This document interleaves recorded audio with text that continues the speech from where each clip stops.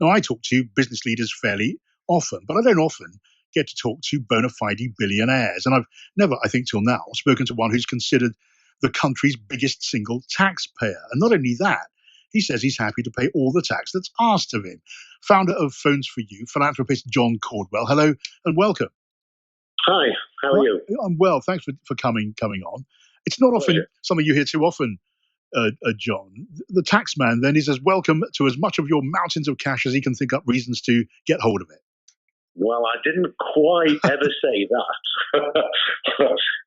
Just for clarity for your listeners, what I actually said was that if the tax regime in Britain is deemed by me to be fair, I see it as my social responsibility to pay that tax. Sure. But I wouldn't be prepared to pay tax if I felt I was being plundered. So, there's a limit. And would I be prepared to pay a bit more tax? Yes, I would, because especially of the corona situation.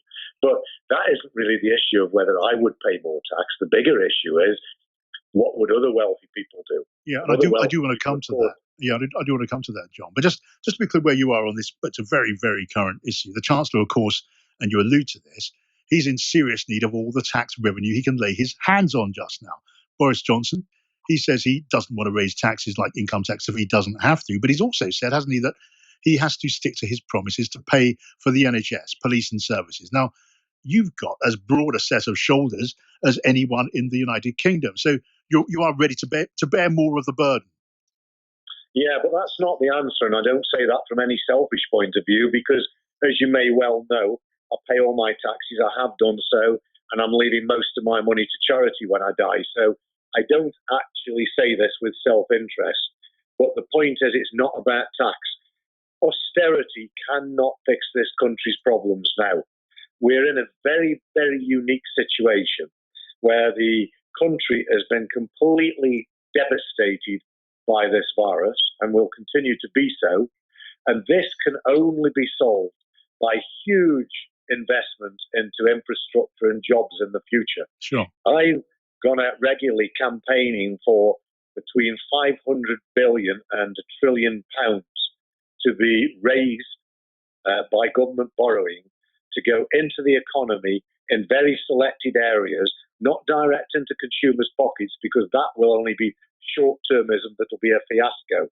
What we need to do is invest in the future, and I've got a four-pronged attack in investing in the future, which is a renewable energy city with all the renewable energy companies that we can attract to the UK shores. Yes. That might end up being in a tax-free zone to make that work. The second one is general infrastructure throughout, which would include road, rail, and fibre optic.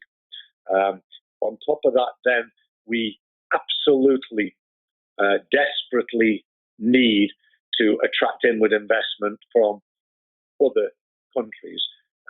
So not from the countries, of course, but from other wealthy people around the world who bring their businesses to the UK and set up on our shores. So it's a combination of these measures invested in correctly and wisely. And for that, the government should already be going to very successful business people and trying to inveigle them to come into government to take over these projects and help them use the money wisely, because that is the whole secret of this. It's a combination of having the vision to borrow sufficiently and to borrow colossal sums of money, but then having the skill and the operative ingenuity to use that money to create huge jobs for the future. So there's a few suggestions from you, obviously a hugely successful businessman, for how to gear the tax and spending system towards trying to get out of this mess, this deep hole that we're in economically. And you say it would be a good idea to spend a lot more money on infrastructure investment. A lot of people would say amen to that. You say it would be worth maybe targeting some tax incentives to potential investors into this country. But it does all add up to a great deal of borrowing. And we know that borrowing is sky high just at the moment. And it will have to be paid for one way or the other, John. Now, when it comes to tax, we all know that this Chancellor... Can I just let me just put it, sure, you can, but let me put this question to you first, if I may, John. And we know that this Chancellor and this Prime Minister are not going to be in the business of piling on more business taxes, more corporation taxes, for example. But so it raises the question, what about more income taxes or wealth taxes on things like capital gains on homes? Now, you've got a certain amount of property. Would you yourself, as someone who is, as it were, in the front line of this debate, would you be happy, John, to see more of your money going in capital gains tax on your properties or on your income? You've got a pretty good income, for the sake of joining the collective effort to help deal with this debt. You know, the trouble is with your point that you're making there, is that you're dealing with a needle in a haystack. The tax revenue is almost irrelevant to this equation. Even if the wealthy people would stay and pay the tax, even if the poorer people would pay the tax or could afford to pay the tax.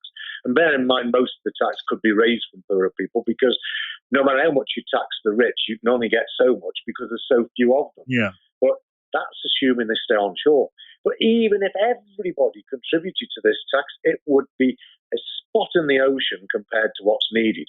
Now, the reason we have to borrow, and I've never said this before, ever, in my 50 years of studying the economy and studying business, this is a unique set of circumstances. There's three areas of uniqueness that mean that we have to do this. One is the devastation to the UK economy. And let me just point out that for 4 months now, right from the start of coronavirus, I was saying that this would result in a 15% drop in GDP. I was saying that it would result in between 2 and 3 million. The 15% drop in GDP is almost certainly to happen.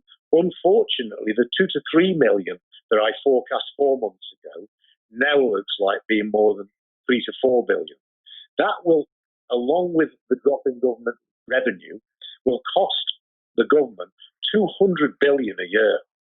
The only way out of this, the only way, is to borrow hugely to invest in the future. Now, the reason we can do is because of a unique set of circumstances. Sure. Point one, everybody's in the same boat. Yes. Everybody needs to either borrow or austerity.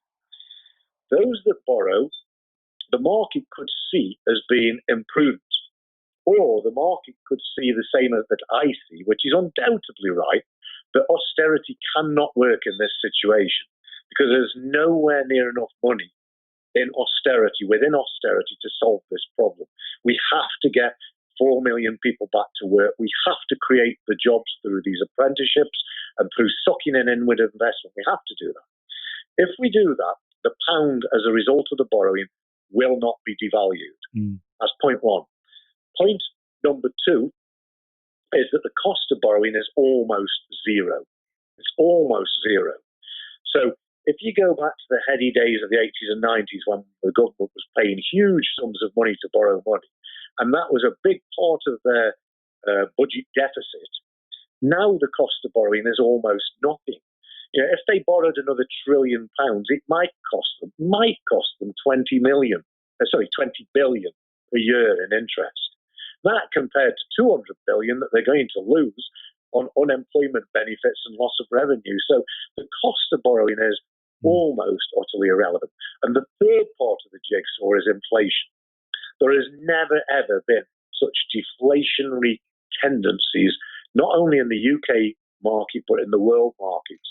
So the three dreadful no-goes in the past were cost of servicing your debt, inflation, and, of course, the third one being that I'm sorry, I've just lost the track there. No, I'll tell you what, though, John. I mean, you're giving the case for borrowing to invest, which is very much a part of the government's plan at the moment. And as you know, there's almost a consensus on this across the whole of the House of Commons. No, across party there isn't. There isn't. There's only me saying this. The talk of borrowing 5 billion here and 10 billion there. Oh, you're sure you think the scale of it, and others would agree with you on this, the scale of what we've heard so far doesn't measure up to the scale of the job needed to revive our and put more energy into our economy. But you make a perfectly clear point, and you make it perfectly well in your own way. The point I was making earlier on, and I don't want to dwell on this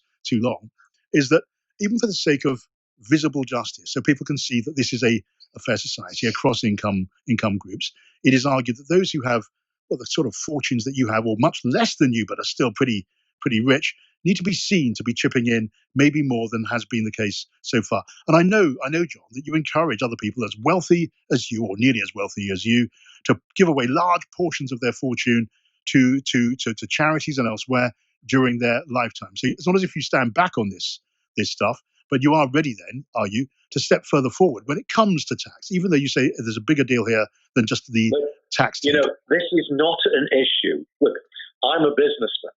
I make the right decisions in life. That's how I've made my money, by making right decisions. Is it the right decision to tax the rich? Yeah. Yes. From a point of view of political correctness, from a point of view of fairness, yes, it is. Yeah. But is it right economically? No, it isn't, because more people will leave Britain and go to the shores of Monaco and Jersey and all the tax exile. So, we cannot afford to lose rich people.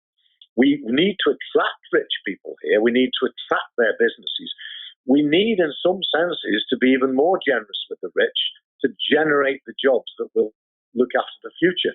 But we need to be then very demanding on what we expect of these people. And it's all about tax-free zones. It's all about bringing in businesses from foreign shores, from Europe, from wherever we can get those businesses to invest in us, and to bring them forward and make the UK way more prosperous, because we cannot pay this money back out of debt, out of taxes.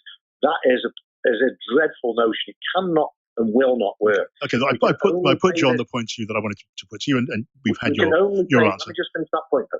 We can only pay this money back out of success. It's only success that will get us out of trouble. Yeah, well, I can see certainly around Treasury and around Rishi Sunak and Boris Johnson, a lot of people would agree with that too. I want to spend a bit more of the time we have to talk about you, because you are not a common individual, are you? Look at your background. You are very much a self-made person. Look at your life, extraordinary. You grew up in Stoke, didn't you? You left school before your A-levels. Your dad died, sadly, when you were 18. And then you bought and sold 26 mobile phones with your brother as a business. And you lost money for 2 years. Now, fast forward 13 years or so, and you're selling your business for £400 million. Fast forward again 3 or 4 years, and the business is sold to a private equity investor for £1.5 billion. That's a fair summary of your career so far, isn't it, John? Yes, that's pretty accurate. It's a blindingly steep ascent to unimaginable wealth. Obviously, a lot of hard work and strain, and maybe a certain amount of luck on the way. What do you attribute your success to? Well, it's a very good question, and I don't really know the answer. I'm just writing my biography at the moment, actually, and as a result of that, we're delving into all these sorts of questions. I think there's lots of contributory parts. I think the one major point, is that I was just born very lucky. I was born with an enormous amount of ambition, drive, and ability. And my upbringing was in the backstreets of Stoke-on-Trent, in the terraced house arenas, where you either fought and survived, or lay over and died.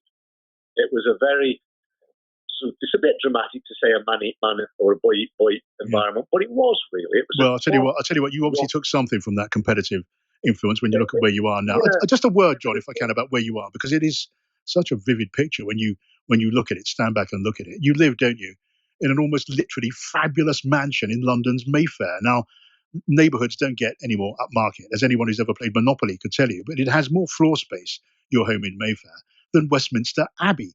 You've got a river running through your dining room full of tropical fish. And I'm sure you'll understand, and forgive me if I say it sounds a bit over the top when you put it like that. Or do you just have to live there, John, to appreciate its homely charms? Well, it's somewhat a different answer than you probably expected, because the whole of that property was bought as an investment, and the development of it, every aspect of the development of that property was for investment purposes. And when you bear in mind that I've already pledged to give 70% of my wealth away to causes either during my lifetime or after, yes, then 70% of the value of that house, which means the original purchase price and the profit made on it, will go to charitable purposes. yes, And that pleases me enormously. yeah. Does that sort of leave me with a conscience about living in a house like that? No, not really, because I can afford to do it. But if I was doing it and all the money was going to be passed down to my children to waste or to do whatever they wanted with, yeah, I would absolutely feel that that was wrong. Yeah. And that's why 70% goes to charity. Well, I've got to say, And there's a certain logic to on- this, John.